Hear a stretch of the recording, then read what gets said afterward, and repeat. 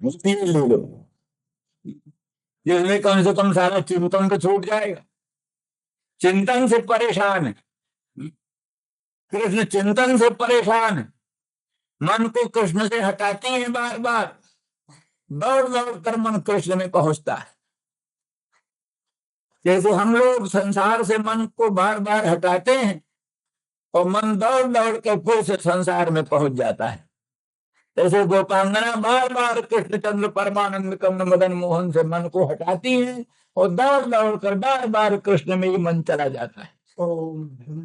तो बोले इस परेशानी से तो अच्छा है चलो वेदांतियों के केवल मुक्ति ले लो, वहां न दृश्य रहेगा न चिंतन रहेगा, मनसो यमनी भावे द्वैतम नहीं उपलब्ध थे, मन का अमनी भाव हो जाएगा, मन में अमनस्कता आ जाएगी, सारे संकल्प विकल्प का पराभव हो जाएगा, निर्दृश्य दृक् निर्भास अखंड भान, यही अद्वैत का मोक्ष है। जहां प्रमाण न हो, प्रमेय न हो, प्रमाता न हो, प्रमाण प्रमेय प्रमाता तीनों का बाद हो जाए, दृष्टा दर्शन दृश्य का बाद हो जाए, मनता मनन मंतव्य की समाप्ति हो जाए, सारा विश्व प्रपंच अपेक्षित अनपेक्षित सन्निकृष्ट विप्रकृष्ट स्थूल सूक्ष्म अंतर बाह्य सर्व प्रकार के प्रपंच का अत्यंत बाध हो जाए, सर्वबाध का अधिष्ठान निर्विकार विशुद्ध बोध अखंड आनंद आत्मा वही बाकी बचे बस। तो चलो इस अवस्था को प्राप्त हो लो तो सारा चिंतन खत्म हो जाए, टंटा कटे। इस प्रकार से काशी करवट सोच करके राधा रानी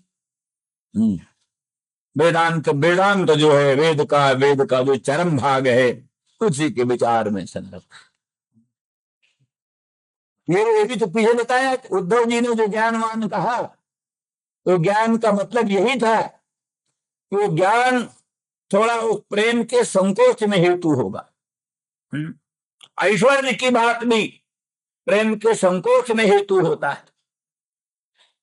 जो बाल्य भाव से कृष्ण को अपना लाडले लाल समझकर नंदरानी यशोदा कृष्ण को अपना लाडला लाल समझकर प्यार करती हैं, वो निर्भर प्रेम रागानुगा प्रीति किसी को रोके रुके ही नहीं किसी तरह से, उस प्रीति को थोड़ा संकुचित करने के लिए अरे कृष्ण का कोई माता नहीं, कोई पिता नहीं, कोई आकार नहीं, कोई प्रकार नहीं, कोई बंधु नहीं, वो तो उदासीन है, अखंड अनंत है, निर्विकार है, सर्वदृश्य प्रपंच के अधिष्ठान है, साक्षी है, ये कहने से थोड़ी सी वो अवस्था में कुछ थोड़ा शांति हुई। इसी तरह से गोपांगना जो कृष्ण को अपना प्राणनाथ प्रीतम पर प्रेमास्पद हृदयेश्वर मानकर उनके चरणारविंद में अपना सर्वस्व अर्पित किए, प्रतिक्षण उनके दर्शन के लिए लालायित उनके नेत्र हैं, अपने नयन की फूलों का पावड़ा डालती हुई भगवान के आगमन की बाट जो हो रही हैं, और वो करती करते निराश हो रही हैं, तो निराश होकर उनके मन में थोड़ा आश्वासन देने के लिए चलो निर्गुण निराकार निर्विकार की बात सुनाओ इनको, थोड़ा सा मन कुछ। तो इसीलिए भगवान ने कहा था पहले सूरदास जी के शब्दों में, सूरदास जी ने कहा उद्धव जी से, भगवान ने कहा कि भाई हमने इन गोपांगनाओं ने अपना सर्वस्व मुझ में अर्पण कर दिया, तो उसके ब्याज में सूद के रूप में अपना सारा धन दौलत, सारा मन अंतःकरण अंतरात्मा प्राण सब कुछ उन्होंने मेरे में अर्पित कर दिया। अब उसके सूद के रूप में, ब्याज के रूप में हमने उनको सामीप्य मुक्ति देना चाहा, नहीं लिया। सारूप्य और सामीप्य मुक्ति देना चाहा वो भी नहीं दिया, सारोक्य मुक्ति देना चाहा वो भी नहीं दिया। साजुज्य मुक्ति देने की बात थी वो ज्ञान से होती। तो उद्धव तुम जाओ उनको ज्ञान दो, और ज्ञान से अगर वो साजुज्य मुक्ति ले लें तो फिर हम तुम्हारे मथुरा में रहेंगे। अगर कहीं उन्होंने साजुज्य मुक्ति भी न लिया, तुम्हारा ज्ञान भी न लिया, तो भी भैया हम उद्धव तुम्हारा मथुरा छोड़ करके वहीं जाएंगे, गाय चराएंगे, गोपांगनाओं के पास रहेंगे।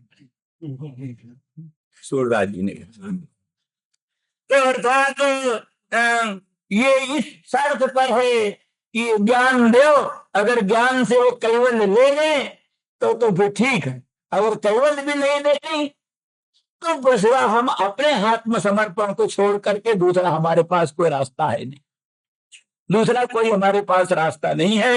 यही मार्ग है कि हम स्वयं उनके पास जाएं और गाय चराएं और उनके पास रहें और उनकी मनोभावना का पूर्ण रूप से पालन करें, यही एकमात्र लक्ष्य। तो ऐसी परिस्थिति में ये कैवल्य इस कोटि का इनकी इनकी दृष्टि से है। अति कैवल्य अति दुर्लभ कैवल्य परम पद, निगम पुराण वेद आगम बद, वेद पुराण निगम आगम बद, वेद पुराण निगम आगम सब कैवल्य को बड़ा दुर्लभ पद कहते हैं। तत्व ज्ञान से अद्वैत आत्म साक्षात्कार से कैवल्य पद मिलता है। तो लेकिन जो प्रेम का अनुरागी है, प्रेम का जो भिखारी है, उसके सामने एक तरफ अखंड वैभव अनंत साम्राज्य और एक तरफ प्रेम के मार्ग में भिखारी बन करके भटकना, उसको यही पसंद है। तो ये सारी स्थिति और वस्तु दृष्टिया भगवान वही है जो निराकार निर्विकार निर्गुण ब्रह्म, वही सच्चिदानंद घन सगुण साकार कृष्णचंद्र परमानंद कंद।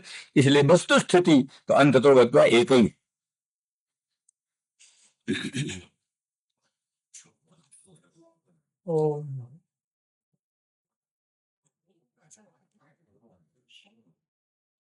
शांति का और कोई मार्ग भी तो नहीं है, इसलिए उद्धव जी ने अभी दूसरी बात की,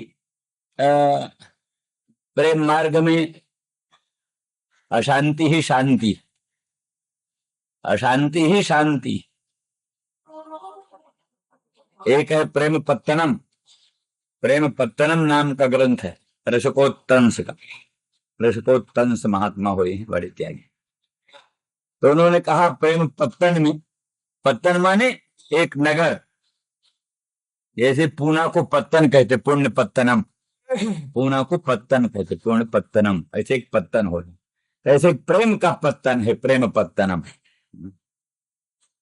तो प्रेम पत्तनम में कहते इस संसार से सब उल्टी चीज, इस संसार में जो चीजें हैं सब उल्टी उससे, यहां का जो दुख है वही वहां का सुख, जो यहाँ का सुख है वही वहां का दुख, जो यहाँ का धर्म है वही वहां का अधर्म है, जो यहाँ का अधर्म है वही वहां का धर्म है। सब इस संसार से विलक्षण, इस संसार में जो वस्तुएं हैं वो सब प्रेम पत्तन में उनसे विलक्षण। यहाँ का अंधकार वहां का प्रकाश, यहाँ का प्रकाश वहां का अंधकार, यहाँ का तम त्याज्य है वहां का तम ग्राह्य है। कहते हैं और जगह तो तम हे होता है, पर गोपांगना कहते तम अंधेरा होगा तो प्रीतम सम्मेलन के लिए अभिसारिका को प्रीतम के अभिगमन में तम अनुकूल है, अभिसारिका को प्रीतम के अभिगमन में तम अनुकूल है। कहते हमारे मथुरा के चौबे लोग संकल्प पढ़ने लगे तो भाद्रपद मास से कृष्ण पक्ष, कहा क्या कह रहे हो चौबे जी, तो क्या नाम शुक्ल पक्ष है। अरे वो तो क्या जाने हमारे यहाँ कृष्ण पक्ष रहता है, यहाँ कृष्ण पक्ष रहता है, यहाँ कौन शुक्ल पक्ष होता है। तो नाम ये है कि प्रेम पत्तन की दशा, जो यहाँ की अशांति वही वहां की शांति, तो यहाँ का दुख है वही वहां का सुख। इसलिए कहते हैं उनके दुख का एक कण, उनके दुख के एक कण के बराबर अनंत कोटि ब्रह्मांड का अनंत अनंत आनंद भी तराजू पर बराबर नहीं ठहरता। तौलने लगे तो तराजू के एक पल्ले पर भगवत विप्रयोग जन तीव्र ताप का एक कण धरे और अनंत ब्रह्मांड के अनंत अनंत आनंद को धर दे दूसरे पल्ले। तो भगवत विप्रयोग जन तीव्र ताप के एक कण में जो आनंद आता है वो अनंत ब्रह्मांड के अनंत अनंत आनंदों में भी वो सुख नहीं। ये बात कोई संकीर्ण नहीं है, विचार किया है, अगर रोना रोना अगर दुख है, तो हनुमान जी वाल्मीकि रामायण क्यों सुने हर समय? वाल्मीकि रामायण तो सुनने में रोना ही होना होता है, और क्या होता है? उन्होंने वरदान मांगा है राम से वरदान मांगा है। चलते समय जिस समय राम ने कहा, बोलो हनुमान क्या चाहते हो? बोले हम यही चाहते हैं, अभी आपके मंगलमय नामामृत का पान करते करते मुझे तृप्ति नहीं हुई, और आपका चरित्रामृत श्रवण करते करते तृप्ति नहीं। इसलिए जब तक चांद है, जब तक सूरज है, जब तक भागीरथी गंगा है, जब तक कुछ है, तब तक हम आपका गुणगण निरंतर श्रवण करें। तो भगवान ने वरदान दिया, गंधमादन पर्वत पर तुम रहोगे, अप्सराएं और गंधर्व तुमको वाल्मीकि रामायण गान कर करके सुनाएंगी, और तुम जो है सो आनंद से गुणगण सुनते रहना और नामामृत पान करते रहना। ये वरदान के रूप में पाए। और क्या करते रहते हैं? निरंतर होते रहते हैं। जत्र जत्र रघुनाथ कीर्तनम तत्र तत्र कृतमस्तकांजलिम बाष्प बारी परिपूर्ण लोचनम मारुति नमत राक्षसांतकम।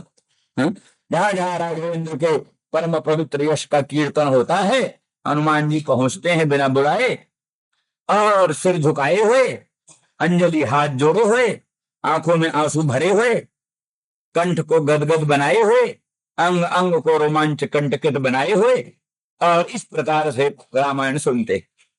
तो अगर रोना धोना दुख होए, करुण रस अगर दुख होए, तो हनुमान जी उसको वरदान के रूप में क्यों मांगते? इसलिए उस करुण रस में बड़ी शांति हो। राम का चरित्रामृत रसा स्वादन करते करते दो बूंद भी आंखों में आंसू के आ जाएं, तो बड़ी शांति प्राप्त होती है, बड़ा सुख प्राप्त होता है। ये आनंद, ये सुख ऐसा अद्भुत होता है कि दुनिया के किसी सुख में वो आनंद नहीं मिलता। इसलिए उनकी अशांति ही सर्वोत्कृष्ट शांति। तो अस्तु, इसलिए काचित कोई गोपांगना, काचित तो कौन है? यहां राधा तो नाम लिया नहीं, कौन है गोपांगना? तो कहते के प्रेमात्म के सुखे असमन्तात चित ज्ञानम जस्य जस्या सा काचित के प्रेमात्म के सुखे। कम तो सुखम अर्थ है, कौन सुख? तो प्रेमात्म के सुखे, के प्रेमात्म के सुखे असमन्तात चित ज्ञानम जस्या सा काचित। प्रेमात्मक सुख संबंधी सम्यक ज्ञान है जिसको, जो राधा रानी वृषभानुनंदिनी और कुछ नहीं जानती, केवल निरंतर अखंड अनंत दिव्य प्रेम कोई जानती। प्रेम कोई ध्येय ज्ञेय परमाराध्य, प्रेम कोई अपना सर्वस्व मानती।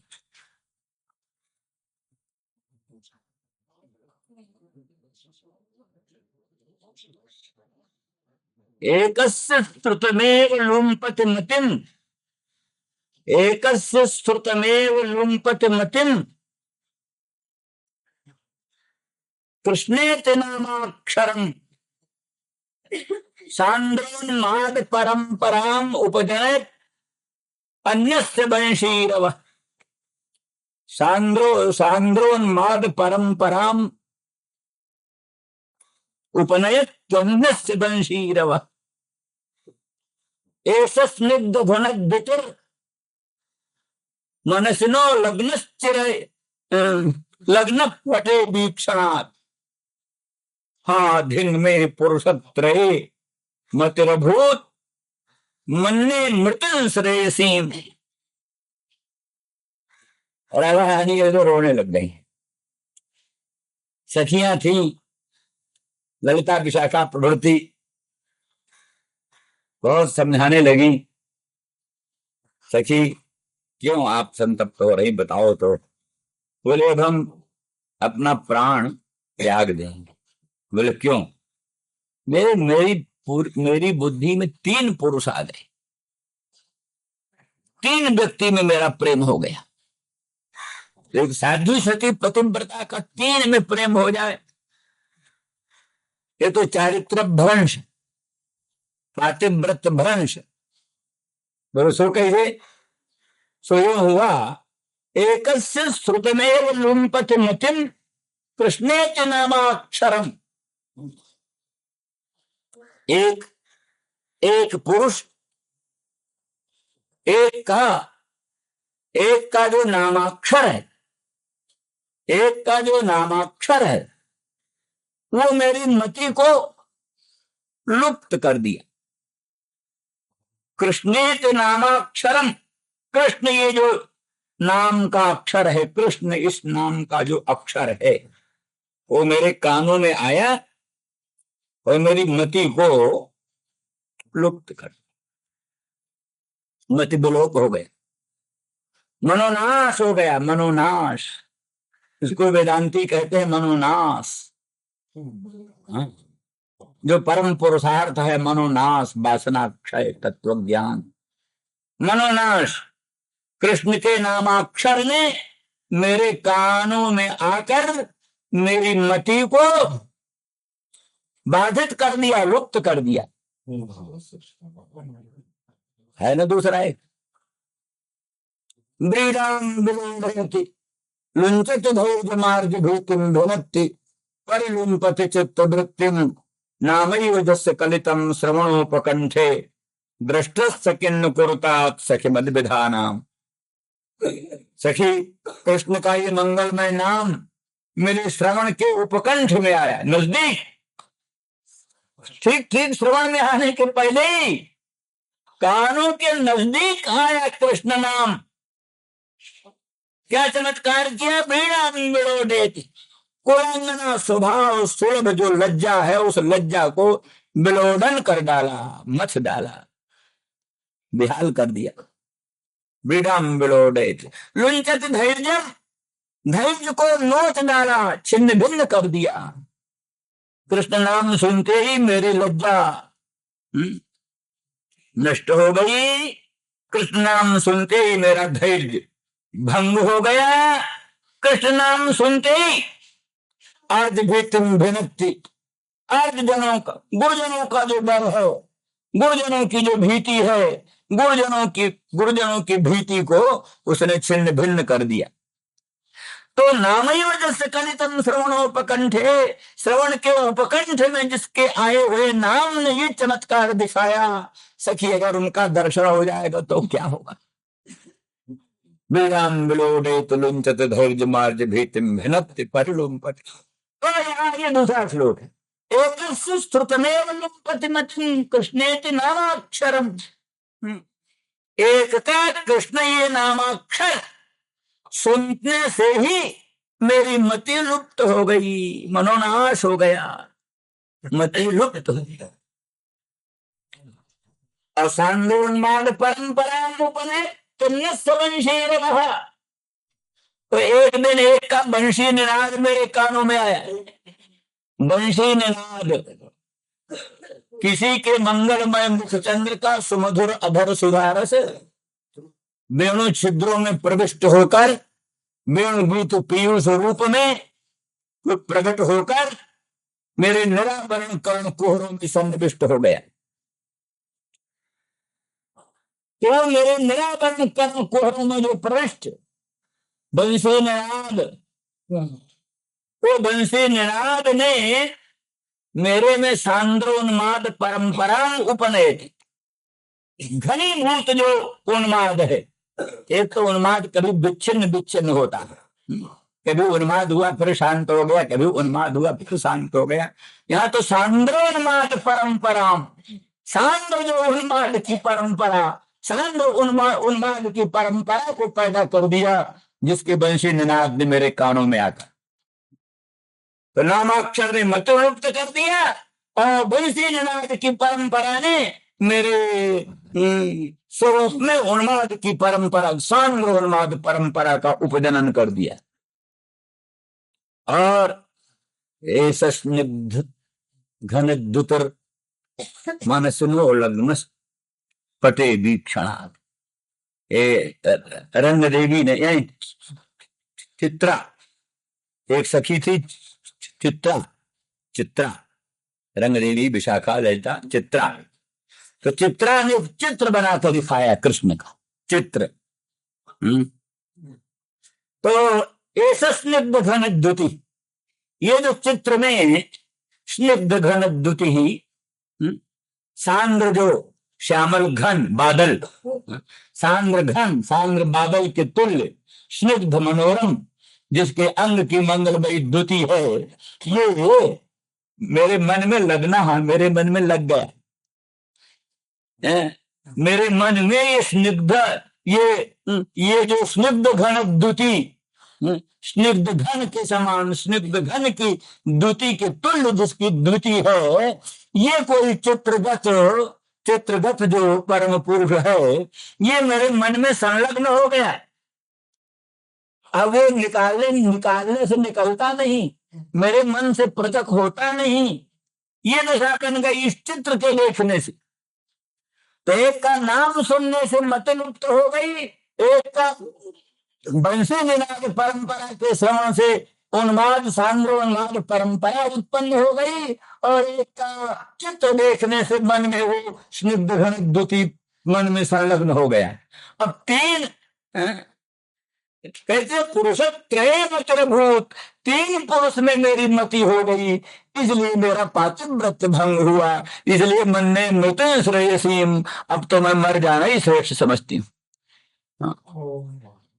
तो वो सखियां खिलखिला कर हंस पड़ी, बोले सखी तुम बड़ी भोरी हो, वो असल में एक ही है, उन्हीं का कृष्ण ये नामाक्षर है, और उन्हीं के मंगलमय मुख चंद्र से निर्गत वेणु गीत पीयूष है, जो तुम्हारी निरावरण कर्ण कुहरों में प्रविष्ट होकर तुम्हें सांद्रोन्माद परंपरा उपजनन किया, और उन्हीं का ये मंगलमय परम पवित्र चित्र है। ये तीनों तीन चीज नहीं है, तीनों एक ही चीज है, एक ही परम पुरुष भगवान सर्वेश्वर अनंत ब्रह्मांड नायक भगवान में तुम्हारी प्रीति है, जो अन्य किसी में प्रीति नहीं है, तुम घबराओ मत। तो इस दृष्टि से प्रेमात्मक सुख जो है उसमें आसनता सम्यक ज्ञान है, जिसको राधा रानी और कुछ जाने चाहे न जाने और कुछ जाने चाहे न जाने, वैसे तो सर्वज्ञ है, अनंत ब्रह्मांड जनी है, भगवान कृष्ण की परमाणु राधनी शक्ति सार सर्वस्वरूपा है। तो भी व्यवहार दृष्टि से गौरी गोपांगना है, कुछ नहीं जानती, पर इतना तो जानती है प्रेम तत्व क्या है, प्रेम रस क्या है, प्रेम की महिमा क्या है। ये जितना राधा रानी जानती हो उतना कोई जानता नहीं। इसलिए को प्रेमात्म के सुखे आसमंता चित ज्ञानम जस्यासा काचित, काचित नाम है राधा रानी का। ऐसे किसी का, जैसे उनका राधा नाम है, जैसे वृषभानुनंदिनी नाम है, जैसे हरिप्रिया नाम है, ऐसे उनका एक नाम काचित, काचित अथवा काचित का अर्थ है तम प्रेमात्मकम सुखम भक्त जनेशु क्षणे क्षणे आचिलोत अभिवर्धयति काचित, जो कि भक्त जनों में क्षण क्षण में प्रेमात्मक सुख को पैदा करती है, आसमंता चयन करती है, संचय करती है। भक्तों के हृदय में प्रेमात्मक सुख को क्षणे क्षणे अभिवर्धमान करती है। उन राधा रानी का नाम काचित। इसलिए अगर प्रेम चाहो तो राधा रानी का भजन करो, बिना राधा रानी का भजन किए प्रेम नहीं मिलता। प्रेम की देवता राधा रानी वृषभानुनंदिनी, इसलिए उनके भजन से ही प्रेम मिलता है। जो लिखा है गौर तेज परित्यज्य श्याम तेज समर्चयेत जपेत बाध्यायते बापी सभवेत पातकी शिवे।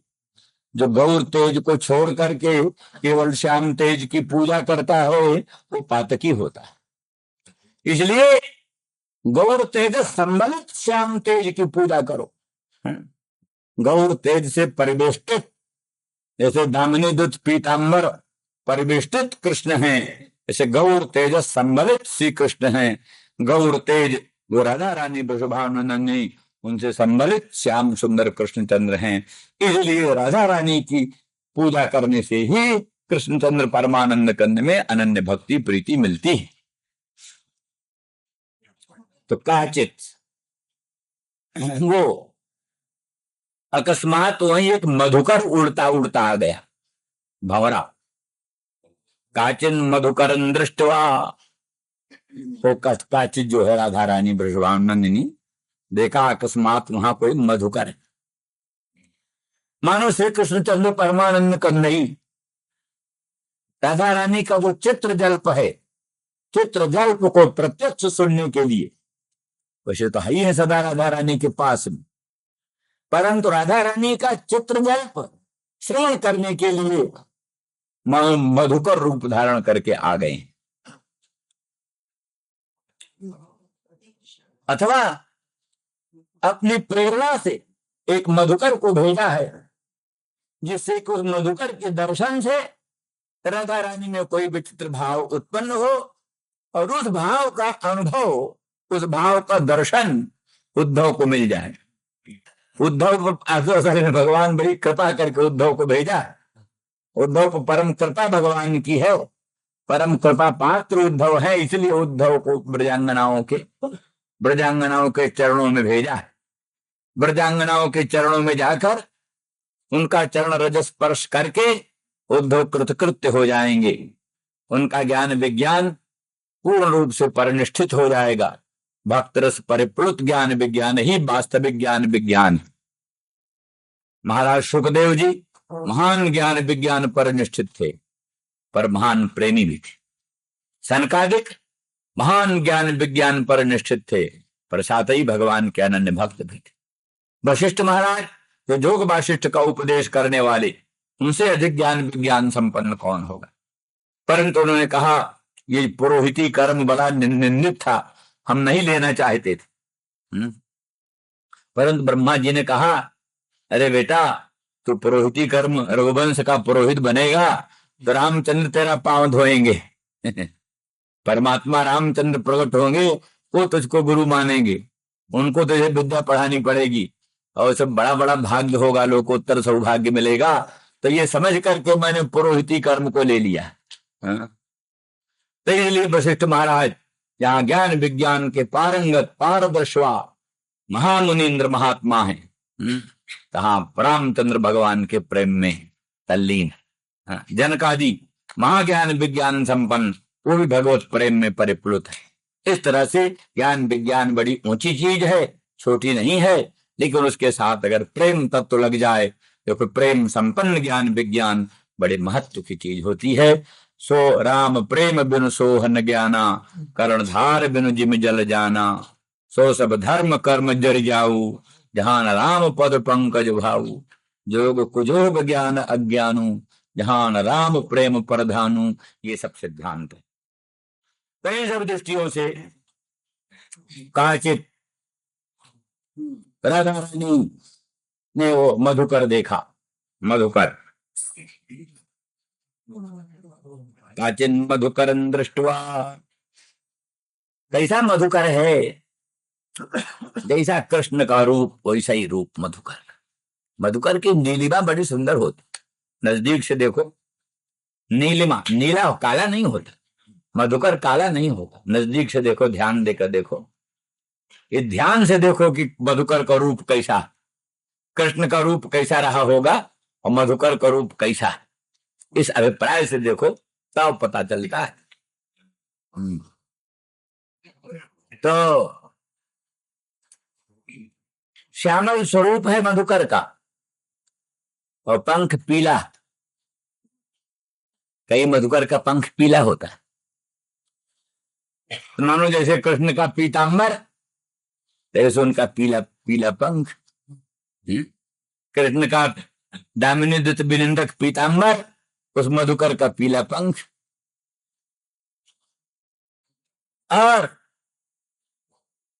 कृष्ण का जैसे ओष्ठ अरुण, जैसे उसका मुख भी अरुण, लाल अरुण। कृष्ण का आधार जैसे अरुण है, तैसे उसका भी अरुण है। और कृष्ण के बंशी का निनाद जैसे बड़ा मधुर हो, जैसे उसका गुंजार भी बड़ा मधुर, उसका गुंजार हो बड़ा मधुर, ऐसा संगीत गाता है मन मोहित हो जाता है, भ्रमर। तो वो ऐसे मधुकर को देखा, काचिन मधुकरन दृष्टवा ध्यायन्ती कृष्ण संगमम। वो ध्यान में थी, मानसिक ध्यान में थी, ध्यान में देखती थी भगवान श्याम सुंदर ब्रजेंद्र नंदन मदन मोहन श्री कृष्णचंद्र, उनके साथ राधा रानी वृषभानु नंदिनी। वो तो स्फूर्ति में स्वप्न में बार बार कृष्ण का दर्शन होता है, बार बार कृष्ण का अनुभव होता है। तो और लोगों को तो जो विश्रम्भक प्रधान प्रेम वाली, उनको तो मालूम पड़ता है कि सचमुच हम श्री कृष्ण का समागम हमको निरंतर प्राप्त हो रहा है, कृष्ण के बाहर जाने की कथा सब काल्पनिक भ्रांति। लेकिन ये जो उत्कंठा प्रधान प्रेम वाली गोपांगना है, ये तो एक बार कृष्ण को मिलती है तो भी विश्वास नहीं होता सचमुच हमको कृष्ण मिल रहे हैं क्या, कृष्ण का दर्शन कर रही है, कृष्ण के मुखचंद्र का दर्शन करती हैं, कृष्ण के पादार बिंद के नखमा चंद्रिका का दर्शन करती हैं, कृष्ण का स्पर्श करती हैं, कृष्ण का आलिंगन करती हैं, कृष्ण को अपने बाहुपाश में निबद्ध करती हैं, तो भी विश्वास नहीं होता सचमुच हमको कृष्ण मिल रहे हैं कि ये स्वप्न है, स्वप्न है। उत्कंठा प्रधान प्रेम की हाल। इसीलिए तो मिले ही रहत मानो कबहु मिले ना, सदा मिले रहते हैं राधा रानी को, उनके प्राणनाथ प्रीतम पर प्रेमास्पद कृष्ण सदा मिले रहते हैं, पर प्रतीत होता है मानो कबहु मिले ना, मानो कबहु मिले ही नहीं। अर बरात निषिदिन मिलिबे को मिले ही रहत मानो कबहु मिले ना। तो उत्कंठा प्रधान प्रेम की एक अवस्था है, एक वैचित्री अवस्था होती है, जिसमें कि भ्रम के तुल्य भ्रमाभा वैचित्री अवस्था हो, भ्रम के तुल्य होती है, भ्रम जैसा होता है वैसा ही होता है, भ्रम के तुल्य। उसी वैचित्री अवस्था का वर्णन है, अंके स्थिते कुदैते किम प्रलापम हा मोहनेत मधुरम विदधत्य कस्मात, प्रीतम प्राणनाथ पर प्रेमास्पद अंक में ही विराजमान है, सर्वांगीण संश्लेष संपन्न है, अंतरात्मा से अंतरात्मा, अंतःकरण से अंतःकरण, मन से मन, प्राण से प्राण मिले हुए हैं, एकम एक हैं, तो भी उनको ऐसा दुष्प्रलंब प्रतीत होता है मानो मदन मोहन श्याम सुंदर कभी मिले ही नहीं। कोई सुनता है उसकी विरह जन तीव्रता के उद्गारों को तो समझता है इस बिरहिणी को इसके प्राणनाथ प्रियतम जुग जुगांतर में कल्पांतर में कभी मिले ही नहीं। तो वो ध्यायन्ती कृष्ण संगमम, कृष्ण के संगम का ध्यान करती हुई मनसा श्री कृष्ण के संगम का अनुभव करती हुई, और अकस्मात मधुकर को देखती है, मधुकर को देख करके प्रिय प्रस्थापित दूतम कल्पयित्वेदम अब्रवीत, कल्पना करती है मेरे प्राणनाथ ने, मेरे प्रियतम ने मुझे आश्वासन करने के लिए अपने एक दूत को भेजा। ये भ्रमर नहीं है, ये मधुप नहीं है, मधुकर नहीं है, ये मेरे प्रियतम प्राणनाथ का भेजा हुआ दूत है, ये मुझे आश्वासन करने के लिए आया, या मुझे मनाने के लिए, मेरा मान निराकरण करने के लिए, मुझ मानने का मान निराकरण करने के लिए प्राणनाथ का भेजा हुआ ये दूत है। इसलिए प्रिय प्रस्थापितम दूतम कल्पयित्वेदम अब्रवीत, प्रिय प्रस्थापितम प्रेषितम, प्रिय प्रस्थापितम, प्रिय से प्रेषित प्रस्थापित दूत समझकर, दूत की कल्पना करके इदम अब्रवीत बोली। अब फिर विशेष बात कल होगी। श्री राम जय राम। वो गोपी विशिष्ट गोपी। यहाँ गोपिया ऊंचू नहीं है, गोपी उबाच, एक गोपी कोई, वही काचित, जिसका अर्थ काचित का।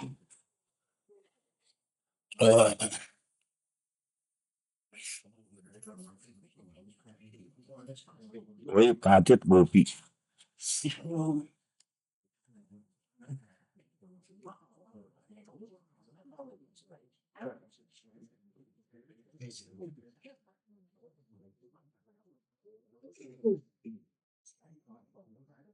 गोपी का अर्थ है जो अपने भावों को, दो बात है, एक तो गोपी का अर्थ सरल सुगम। नागरिक स्त्रियां जो होती हैं, चाहे नागरिक पुरुष चाहे नागरिक स्त्रियां, वो इतने सरल और स्वच्छ हृदय के नहीं होती, उनमें बहुत जाल पौरे भरा रहता है। नागरिक स्त्रियों में, नागरिक पुरुषों में। लेकिन जो ग्राम्य जन हैं, ग्रामों में रहने वाले, वे अधिक सरल और अधिक स्वच्छ हृदय के होते हैं। अभी गत दिनों तक पहाड़ की यात्रा हम लोग करते थे, वहां वस्तुओं को छिपाने की जरूरत नहीं पड़ती थी। किसी चट्टी पर कोई चीज अगर भूल गई तो दूसरे दिन तीसरे दिन वो आओ तो वहीं मिल जाए, कोई उसके लिए खतरा नहीं होता था। और बड़ा से बड़ा मालटाल लेकर के पहाड़ी पहाड़ी कुली सामान लेकर चलते थे, उनसे कोई खतरा नहीं होता था। तो माने जहां ये रेल का और मोटरों का प्रपंच नहीं फैला हुआ है, वहां अब भी बहुत कुछ सरलता है, सरलता। और जहां ये सब चीजें पहुंच गई, वहां मालूम होता है रेल के साथ, मोटर के साथ कलयुग भी पहुंचता है। तो कहने का अभिप्राय कि गांव के रहने वाली, गोष्ठ की रहने वाली गोपी, वो जितना सरल स्वच्छ हृदय से भगवान का चिंतन करती है, भगवान को प्राप्त करती है, इतनी सामर्थ्य अन्य लोगों में नहीं।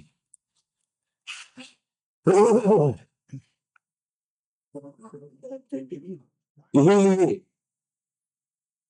यदुपति कृष्ण में गोपेंद्र कुमार नहीं रह गए, यदुपति कृष्ण में ये भी एक कृष्ण पर आक्षेप किया। कृष्ण पर ये भी एक आक्षेप है, वो गोपेंद्र कुमार पद से यदुपति हो गए, यादवेंद्र हो गए। अब सरल सुगम स्वच्छ हृदय के जो भक्त हैं, उनका स्थान उनके हृदय में नहीं रहेगा, कि उन पर आक्षेप। दूसरी बात, गोपी माने अपने दुर्लभ प्रेम को छिपाने वाली। छिपाना भी गोपी शब्द का अर्थ है। गोपन, गोपन क्रिया, छिपाने की क्रिया। कोई धन को, साधारण धन को छिपा कर रखता है, साधारण धन को छिपा कर रखता है, सब न जाने। जो परम धन है, निर्जन सर्वस्व है, श्रुतियों का गुप्त वित्त है, तो कहते हैं पुण्यभूतम प्रेम गोपांगना नाम मूर्तिभूतम भागधेयम यदूनाम। और एक ही भूतम गुप्त वित्त श्रुतियां, श्रुतियों का जो गुप्त वित्त छिपा हुआ जो धन है श्रुतियों का, वेदों का, वही कृष्णचंद्र परमानंद कर्ण मदन मोहन ब्रजेंद्र नंदन के रूप में प्रकट हुआ। वो भी भगवान जी। तो इसलिए उस गुप्त वित्त का परम दुर्लभ धन को छिपा कर रखना, ये इनका काम। वो भी और तद विषय जो प्रेम है, उस प्रेम को भी छिपाती, प्रकट नहीं होने देती, इस प्रेम को छिपा कर रखती। इसलिए गोपी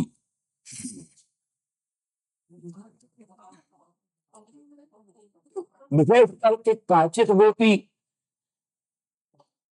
अर्थात जो प्रेमात्मक सुख में जिसका असमंता ज्ञान है, सम्यक ज्ञान है, वो गोपी, अथवा प्राणी जो अनुरक्त भक्त है, अनुरक्त भक्त में जो प्रेमात्मक सुख को क्षण क्षण अभिवर्धमान करती है, आचिनोति, हाँ, प्रेमात्मकम सुखम आचिनोति, कम प्रेमात्मकम सुखम आचिनोति काचित। तो इस तरह से प्रेमात्मक सुख को असमंता संचित करती है, अभिवर्धित करती है, बटोरती है, अभिवर्धन करती है, इसलिए काचित। तो वो गोपी और विशिष्ट गोपी, पूर्वोक्त गुण तो सामान्य गोपियों में भी होता है, लेकिन ये विशिष्ट गुण जो है, ये साक्षात तराधरानी वृषभानु नंदिनी नित्य निकुंजेश्वरी के असाधारण गुण है। तो वो बोलती मधुप के तव बंधु, वो जो मधुप है, भ्रमर है, उड़ता हुआ कहीं से आ गया, उसको देख करके और ध्यायन्ती कृष्ण संगमम, अभी अभी स्फूर्ति में एक भावना में स्फुरण होता है, भावना जनित जो प्रतीति होती है,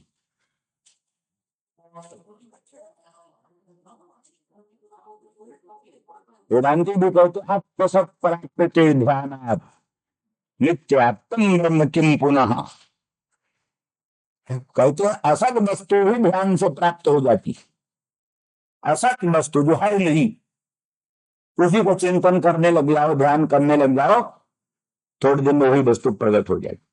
अप्यसत प्राप्यते ध्यानात्, बोले फिर नित्यात्म ब्रह्म किम पुनः, जो ब्रह्म नित्य प्राप्त है वो ध्यान से मिल जाए, इसकी का संदेह। नित्य सिद्ध वस्तु ब्रह्म वो ध्यान से मिल जाए, इसमें संदेह की बात ही नहीं। अप्यसत प्राप्यते ध्यानात्, असद वस्तु भी ध्यान से मिल जाती। प्रसिद्ध है कि विधुर विधुर विधुर परिभावित कामिनी साक्षात्कार, विधुर पुरुष हो, पत्नी उतनी है नहीं समीप में, तो भी चिंतन करता करता, मृत पत्नी का चिंतन करता करता उसका साक्षात्कार करने लगता। विधुर परिभावित कामिनी साक्षात्कार, विचार किया गया है कि ये अप्रमाण होता है, ये साक्षात्कार जो है, ये साक्षात्कार स्वयं प्रमा रूप नहीं है, यथार्थ ज्ञान रूप नहीं, तो भावना जनित है, प्रमाण जनित नहीं। जो ज्ञान प्रमाण जनित है वही ज्ञान प्रमा होता है, जो ज्ञान प्रमाण जनित नहीं है, निर्दोष प्रमाण जनित जो ज्ञान नहीं है, वो ज्ञान प्रमा नहीं। इसीलिए इसीलिए कहा प्रसंख्यान से, वाचस्पति भामतीकार ने खंडन किया है, वो लोग कहते प्रसंख्यान से ब्रह्म का साक्षात्कार होता है। वेदांतों का श्रवण करके, वेदांत द्वारा निराकार निर्विकार निर्गुण अद्वैत अनंत असन्न ब्रह्म को परोक्ष रूप से जान करके, उसी को दीर्घकाल निरंतर सत्कार पूर्वक पुनः पुनः पुनः पुनः चिंतन करते करते उसी को कहते प्रसंख्यान, उसी को प्रसंख्यान कहते। उस प्रसंख्यान से ब्रह्म स्वरूप का साक्षात्कार होता है। एक पक्ष है तो प्रथम ध्यान से, जैसे गांधर्व शास्त्राभ्यास जन्य संस्कार संस्कृत मन की सहायता से कान शब्दगत खड्गत्वादी धर्मों को साक्षात्कार करने लगता है। केवल श्रोत तो शब्द सामान्य को ग्रहण कर सकता है, लेकिन गांधर्व शास्त्र के अभ्यास से जन्म जो संस्कार, उन संस्कारों का जो हृदय तो प्रचय माने बाहुल्य, अधिकाधिक गांधर्व शास्त्राभ्यास जन्म संस्कारों का जो समुदाय, उस समुदाय से संस्कृत जो अंतःकरण, उस अंतःकरण शब्दपेक्ष अंतःकरण सहित जो स्रोत्र है, वो स्रोत्र शब्दगत विशेषता जो षड्गत्वादी, उसको भी साक्षात्कार करने लगता है। ऐसे कहते मन रहे वो आत्मा के साक्षात्कार में निश्चित कारण है। नैयायिक आदि मानते हैं मन आत्मा के ग्रहण में कारण हो। आत्मा का ज्ञान मन से होता है, मन कारण है। जैसे स्रोत रूप के साक्षात्कार का कारण है चक्षु, स्रोत का शब्द के साक्षात्कार का कारण है, नेत्र रूप के साक्षात्कार का कारण है, तो आत्मा के साक्षात्कार का कारण मन है। वो मन आत्म सामान्य का दर्शन कर सकता है, पर आत्मा की ब्रह्मात्मकता, आत्मा की ब्रह्मरूपता का दर्शन करने के लिए वेदांत शास्त्र का अभ्यास चाहिए। वेदांत शास्त्र के अभ्यास से जनित जो संस्कार परिचय, उस संस्कार परिचय से युक्त जो मन है, वो मन आत्मा की ब्रह्मरूपता का भी साक्षात्कार करने लगता है। ये सब उन्होंने कहा। तो ये सब है प्रशंसान का पक्ष। और उसका भाष्यपति में से खंडन करते हैं, प्रशंसान एक प्रकार की भावना है, मन तो करण है, बात ठीक है, लेकिन प्रशंसान को जो तुम साक्षात्कार हेतु मानते हो, ये प्रशंसान स्वयं प्रमाण नहीं है। प्रमाण न होने के कारण इससे उत्पन्न होने वाला साक्षात्कार भ्रमात्मक होगा, बुधुर परिभावित कामनी साक्षात्कार के तुल्य इत्यादि। कहने का मतलब, इस सबसे हमारे कहने का उत्तर मतलब है कि ये वेदांत तो सम्मत सर्वसम्मत है कि माने अब प्राप्त के द्वारा असद वस्तु भी ध्यान से मिल जाती है, असद वस्तु भी ध्यान से साक्षात्कृत हो जाती है। अब पीछे बाधित होती है या बाधित होती है, ये चीज पृथक है, लेकिन उसकी स्फूर्ति, प्रतीति, अनुभूति और उसके साथ अनेक प्रकार के व्यवहार, ये सब होने लगते हैं। ये सब सर्वसम्मत है। तो इस दृष्टि से यहाँ तो वस्तुतः राधा रानी बहुभावनंदिनी और श्री कृष्ण चंद्र परमानंद कंद दोनों ही कवि भेद है नहीं। जैसे आनंद सिंधु में मिठास है, मधुरिमा, आनंद सिंधु में जो मधुरिमा मिठास, तो मधुरिमा का और आनंद सिंधु का विभाग कौन कर सकता है? मिठास और आनंद सिंधु का विभाग कौन कर सकता?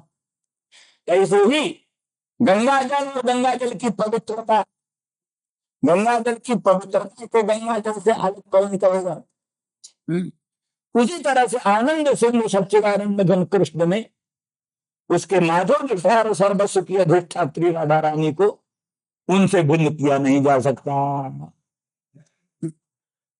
तो ऐसी परिस्थिति में राधा रानी को भगवान के द्वारा, भावना के द्वारा श्री कृष्ण का साक्षात्कार हो, श्री कृष्ण की अनुभूति हो, इसमें कोई संदेह को अवकाश ही नहीं। कोई ध्यान की प्रिय संगमन ओ राधा रानी और विस्फोट बसा, भावना विशेष बसा श्री कृष्ण का संगम अनुभव कर रही थी, श्री कृष्ण का दर्शन कर रही थी। तो ध्यायन्ति कृष्ण सुब्रह्मण्यम, कृष्ण के संगम का अनुभव कर रही थी, ध्यान द्वारा, भावना द्वारा, स्फूर्ति द्वारा श्री कृष्ण का अनुभव कर रही थी। कृष्ण के अनंत सौंदर्य माधुर्य का रसास्वादन कर रही थी, मुखचंद्र के सौंदर्य माधुर्य का रसास्वादन कर रही थी।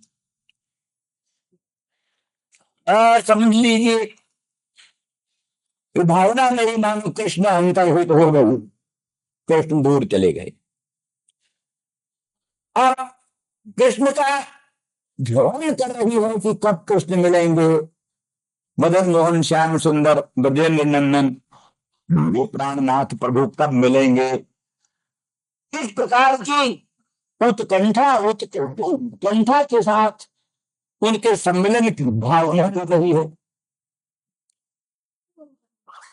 इतने ही में उसको स्फूर्ति होती है कि मानो कृष्णचंद्र परमानंद कंद मदन मोहन मथुरा चले गए, मथुरा चले गए। और मथुरा में जाकर के उनकी बहुत सी पटरानियां हो गई।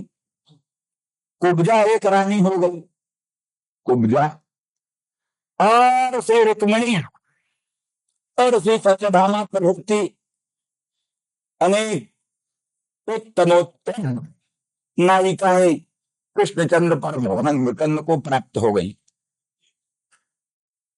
अब वो ध्यायन्ति कृष्ण संगमम माने अभ्यस्याः अन्यासाम जब कृष्ण संगमः तम ध्यायन्ति। अन्य जो नायिकाएं हैं, अन्य नायिकाओं का जो श्री कृष्णचंद्र परमानंद करने का संगम, उस संगम का ध्यान करने लगी। कितने भी उसके बंधु में हाथ सामने आ गया भ्रमर, भ्रमर आ गया मधु, तो उसको कल्पना होती है कि मानो श्याम मदन मोहन ब्रजेंद्र नंदन नागरी नागरी स्त्रीजनों से हाँ असंतुष्ट होकर और हमारा ही मान मनाने के लिए, हमको पुनः प्रसन्न करने के लिए एक दूत भेजा। ये दूत है, ये मधुकर नहीं है, भ्रमर नहीं है, मेरे श्याम सुंदर मेरे प्राणनाथ प्रियतम भगवान श्री कृष्णचंद्र का एक दूत आया, मनाने के लिए हमको आया। इसलिए प्रिय प्रस्थापित दूतम कल्पितोदमब्रवीत कब कहा।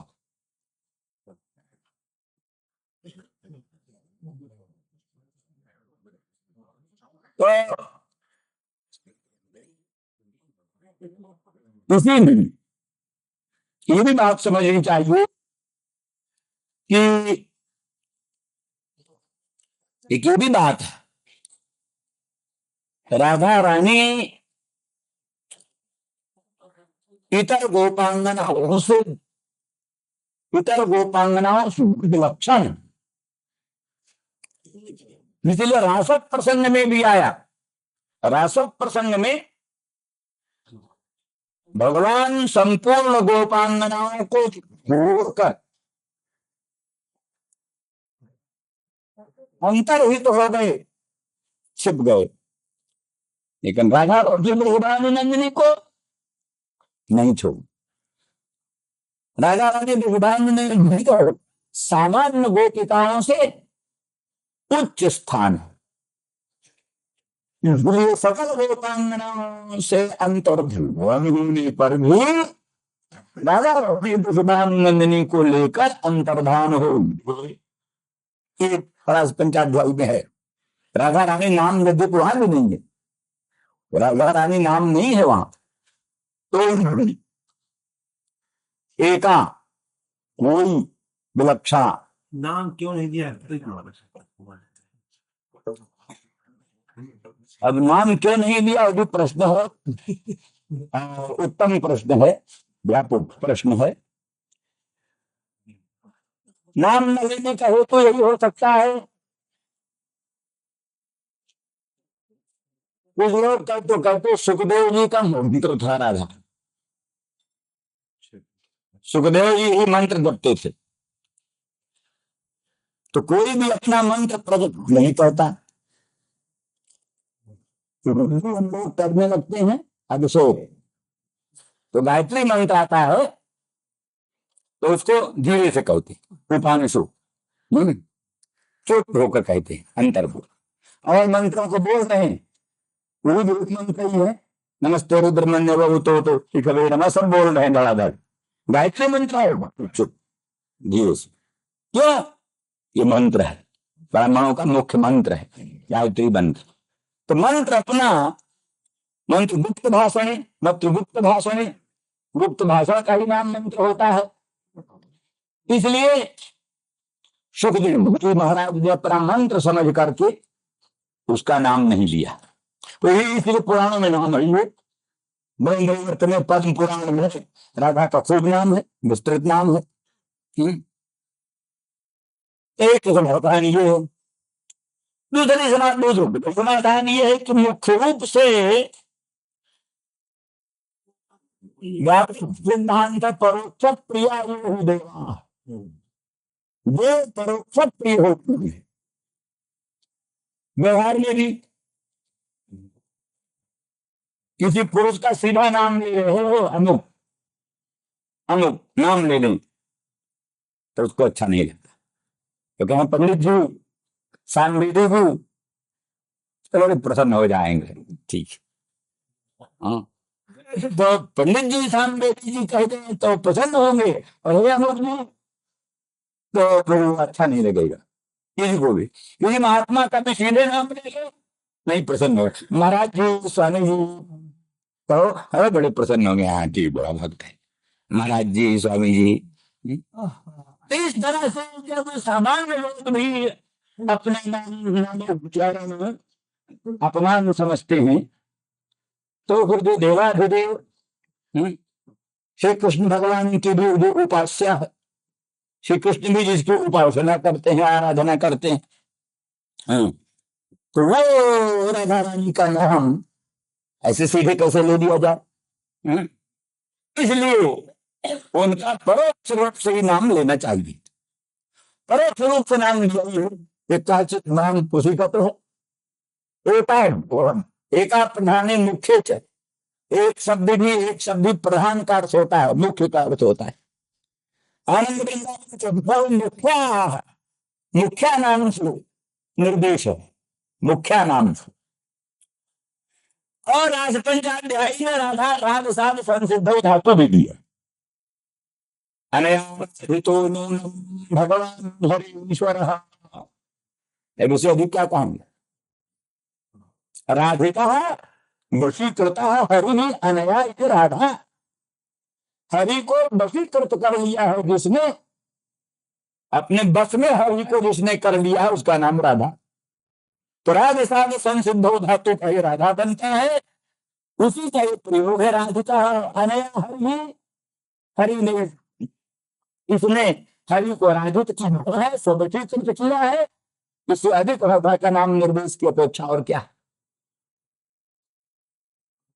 ऐसा उपदेश वेदों में मिलता है। इंद्र कहना है, इंद्र, इंद्र को कहते हैं इदंद्रम संति इंद्र चक्षते, उसका नाम तो इदंद्र है। इदंद्र, इदंद्र माने इदम सर्वम नाम रूप क्रियात्मक जगत आत्मत्वेन दृष्टवान ही इदंद्र। जिसे सारे इदम पदार्थ को आत्मा के रूप में देखा, उसका नाम इदंद्र है। पर इदंद्र नहीं कहते, इदम इंद्र कहते हैं, सिपाकर सीधे इदंद्र न कहकर इंद्र कहते। ऐसे चतुर्भुत संतन एवं चतुर्भुत है, चतुर्भुत चतुर्भुज होते चतुर्भुतम, पर चतुर्भुत कहते हैं, चतुर्भुत नहीं कहते। कुछ उसमें जोड़ करके बढ़ा करके किसी का नाम भी लो।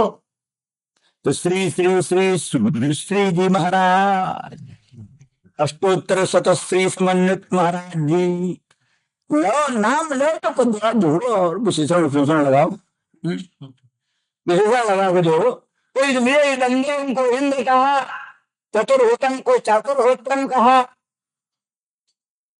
ऐसे ही वेदों में अनेक उदाहरण है जहां पर किसी उच्च देवता का नाम निर्देश तो करते हैं, लेकिन उसको परोक्ष रूप से करते हैं, प्रत्यक्ष रूप से नहीं करते, क्योंकि वो तो प्रत्यक्ष जैसा है। प्रत्यक्ष से द्वेष करते हैं देवता, प्रत्यक्ष नामोच्चारण से द्वेष करते हैं, इसलिए प्रत्यक्ष नाम नहीं लेते। इसीलिए राधा रानी का नाम सीधा न लेकर के राधिका वशीकृत हरि अनया इति राधा। वो लोग कहते सकंधवादी तो पर्वत मान करके सकंधु सकंधु, उसी तरह से राधाम इता राधिता, राधाम बीच में है सुस्पष्ट ही राधा है, राधाम इता गता हरि राधिता, इस तरह से राधा नाम सुस्पष्ट ही आ जाता है। और एक जगह एक भक्त ने और कहा राधावंतो महाभटा, है वहां पर राधावंत है, लेकिन बीच बीच बीच मेरे बीच में रहा विसर्ग, और विसर्ग से संधि हो गई, रा बन गया, तो बोले राधावंत, बोले राधा उपास्यत्वेन अस्ति तेषाम, राधावंत है, राधा है उपास्य रूप में जिसका, वो राधावान, वो राधावान जो लोग जो महाभट है तो बड़े वीरता के साथ लड़ रहे थे, क्योंकि राधा उनके हृदय में थी। इस तरह से भागवत के भी अनेक शब्दों से राधा शब्द की उत्पत्ति का, राधा शब्द के वर्णन की बात आती है। तो कहने का अभिप्राय यहाँ तो प्रसंगानुसार यही है कि वो राजा रानी राज पंचायत वाली में भी उनका एक विशिष्ट अस्तित्व है, एक पृथक अस्तित्व है, सामान्य गोपांगना जनों से पृथक अस्तित्व है। इसलिए सामान्य गोपांगनाओं को छोड़ करके और राधा रानी को लेकर भगवान कृष्ण अंतर्धान, फिर आगे चलकर तो उससे भी छोड़ा, वो चीज पृथक है। वो माननी हो गई राधा और कहने लगी नए माम जत्रते मना, अब हमसे चला नहीं जाता, अब आप कहीं चलना चाहते हो तो मुझको लेकर चलो, अंक में लेकर चलो, गोद में लेकर चलो। तो भगवान ने कहा जब गोद में लेकर क्या चले, कंधे पर बैठ जाओ। बोले हाँ ठीक है। बैठे बैठे कृष्ण जी, जब उसने कंधे पर बैठने के लिए जैसे उठाया पांव, देखा तो कृष्ण ही नहीं, अंतर्धान। अब रोने लग गई, अब रोने लग गई, विलाप करने लगे। इतने गुरु गोपांगनाएं आती, गोपांगना आती हैं, देख देखती अरे अरे तो पहले तो बड़ी बड़ी प्रशंसा कर रही है, धन्य है कोई, धन्य ये धन्य है कि जो देवता पर जो कि अकेले कृष्ण को लेकर के और कृष्ण भगवान की सेवा कर रही है और उनके अनंत सौंदर्य माधुर्य का रसास्वादन कर रही है। और वो देखती है गोपांगना कृष्ण भी चल रहे हैं और उनके साथ साथ राधा रानी का चरण चिन्ह है, कृष्ण का चरण चिन्ह है, कृष्ण के चरण चिन्ह के साथ साथ राधा रानी का चिन्ह है, चरण चिन्ह। उस चरण चिन्ह को देख करके कल्पना करती हैं ये कोई दूसरी गोपांगना है। तो जब यहाँ देखा वो विलाप कर रही कृष्ण के विप्रयोग की बत्ताप में संतप्त होकर के, तब सब उसको मिल गई और मिल करके समान सुख दुख वाली हो करके सबने मिल करके गोपी गीत के द्वारा भगवान की प्रार्थना किया, भगवान की स्तुति किया, तो भगवान प्रकट हुए। अर्थात सामान्य गोपांगना जनों से राधा रानी की विशिष्ट स्थिति यह जो राधा रानी समझती है, और गोपांगनाओं के लिए तो भगवान ने उद्भव दूत भेजा है, हमारे लिए इस मधुकर को असाधारण दूत भेजे हैं। हमारे लिए जो जो सर्वसाधारण गोपांगनाओं के लिए दूत है वही हमारे लिए नहीं है, हमारे लिए एक विशिष्ट दूत है। इसलिए मधुकर जो है, ये मधुक जो है, वो भी हमारे लिए दूत बन करके आया है। कृष्ण ने इसको विशेष करके मेरे लिए भेजा। इसमें इस तरह से उस दूतत्व की कल्पना करके मधुकर को बहुत समझ करके और बोलती है मधुकर की तव बंधु मास प्रशांघ्रिम, कहे मधुप मानो वो मधुप मड़राता हुआ, गुंजार करता हुआ राधा रानी के चरणों पर चरणों को छूने का यत्न करता, राधा रानी के चरण स्पर्श का यत्न करता। तो उस पर कहती हैं, हे मधुप अंगुन मां स्पृश। हे मधुप, तू हमारा चरण स्पर्श मत कर, चरण स्पर्श मत कर। क्यों? तो तू मधुप है,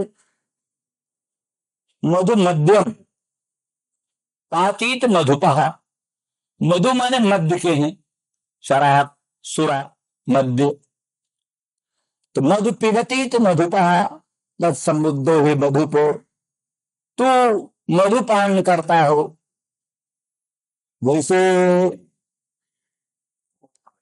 पंकज, पंकज जो कमल है, पंकज में जो मकरंद है, वो भी आसव समझा हुआ था। आसव, आसव, आसव माने मादक। तो भ्रमर, भ्रमर उससे भी मत हो जाता है। अरविंद मकरंद पान करके भ्रमर मत हो जाता। इसीलिए श्रीधर स्वामी जी ने वर्णन किया है, भगवान कृष्णचंद्र परमानंद कंद के मुखार बिंद पर, मुख कमल पर श्यामल सचिक्कण कुंचित अलकावली विराजमान है। मुख कमल पर अलकावली, अलक माने बाल जो है, ये बाल, बाल कृष्णचंद्र के मुख कमल पर विराजमान है। तो कहती है क्या है? कहते हैं ये बाल नहीं है, अलक नहीं है, किंतु अलकुल माला। अलकुल माला माने, माने भ्रमर ब्रह्म, भवन का समुदाय।